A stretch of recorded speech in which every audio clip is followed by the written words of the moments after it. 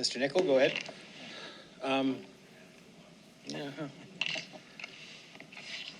Budgeting in the municipal sector is particularly challenging.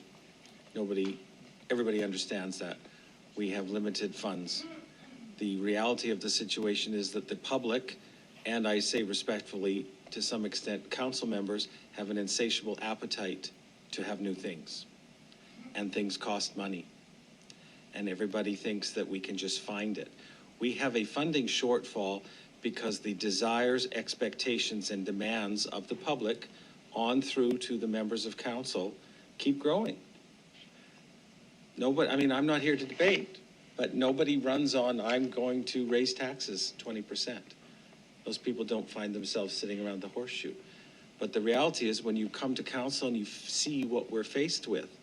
So the process that we have used this year, as I've said many times on this floor in the last 3 or 4 sessions, is to provide transparent information to members of the public and to you as members of council on how much it costs to run this city in the way that has been previously determined and reflects the demands and expectations of the public.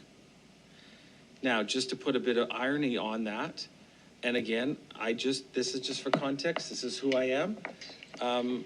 We got a motion last week from the mayor, supported by council, for us to find funding parameters at 6%, 7.5%, and a 9% mill rate increase, which will require significant reductions just to get back to that.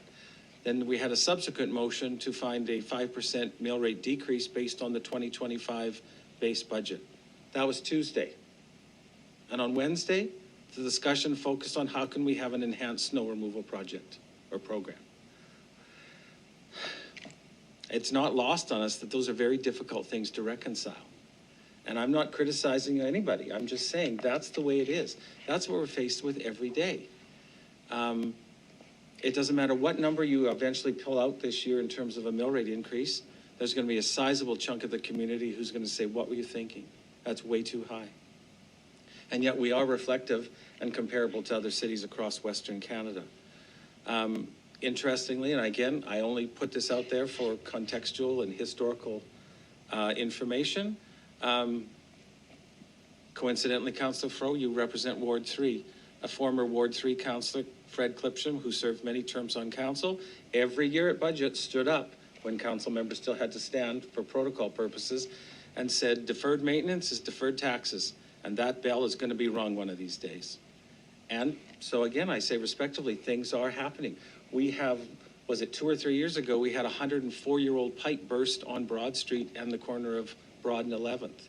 104 years old. The city is built on a lot of aging infrastructure that we have not kept up with. And nowadays, between that and COVID and the way that supply chains have changed and inflation, everything costs double, triple, or more. And so I'm not trying to sell a sad story here, Councillor Fro. I'm just trying to give members of council context that this is, it isn't so much that we designed a funding gap. That's just what we're faced with, because people have expectations and they have program demands and they want services. Nobody comes to council and sits at the delegation table and says, please reduce our service level. Please cut this program. If they have, I've missed it. Thank you. Point of clarification, only no comments? No comments, that's great context. I think